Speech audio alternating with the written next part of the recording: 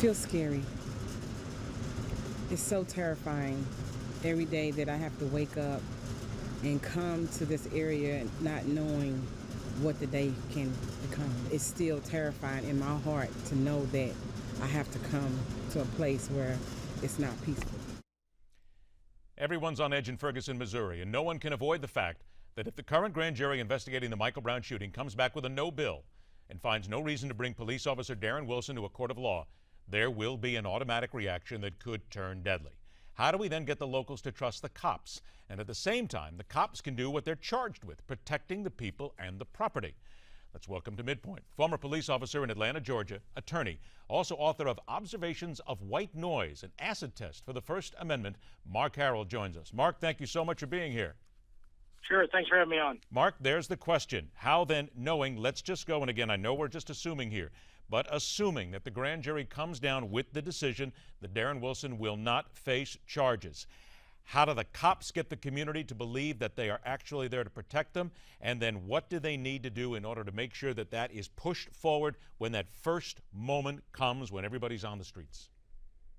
Well, it's going to be very difficult. The first thing is that this has grown to the point that this is about more than just this single shooting. Obviously, that was what, sort of was the catalyst of these events, but there's a deep distrust towards the police department.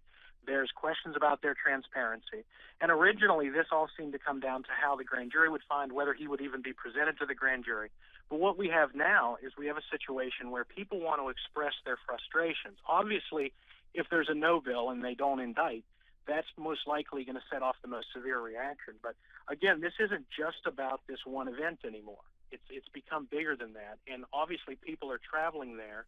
There are people who are going there to make a statement, and that statement's not just tied to the shooting. The shooting is what was the catalyst to move, this into the public consciousness and really get this going. But there's a deeper distrust of government. And obviously, when there's a distrust of government, even though it appears that so far there's nothing to question the grand jury in this case, we don't know what they're going to say yet. When there's a deep distrust of government and transparency, any outcome, whether it be a jury, a grand jury, a decision by a judge, is always going to be questioned, and people are going to feel that it was sort of a fixed result. So I do expect that there will be some violence. I think that that everyone is not just that they're waiting to see true bill or no bill. I think either way there could be violence, and people may say, well, he was indicted, and now that's even worse because they didn't give us all the information up front. Some people didn't want to present it to the grand jury to begin with, and it'll just be a protest in a different way. As far as your specific question of what the police can do, obviously they just have to be, as professional as you can. I've been in these large gathering situations. I've been in protests before. It's very volatile, and any one single event can set everybody off. So it's very tough. The police are not looked at. In other words, the police should be the peacekeepers, but that's not the perception that many in this area have of this police department. Mike, I've got about 90 seconds left here, so last question here. I know we're talking, we only have a short time, but the FBI says Sure. there are threats. They're talking about violent extremists, outside agitators targeting the city right now. There's also that militarization question.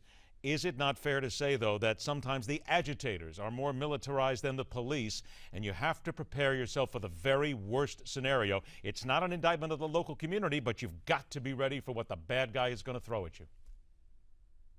Yeah, absolutely. I've talked a lot about militarization of police, and I think that there's a negative there, especially tied to the drug war overall. But so we always need SWAT. It's just that SWAT needs to be special. It needs to be unusual. It needs to be for certain situations. This is the type of situation that if you underestimate what you're going to need and don't have it ready, you'll never catch up. So there is the public safety at large. There's general lawlessness. This is a situation where law enforcement doesn't want to be heavy-handed, but they have to be prepared.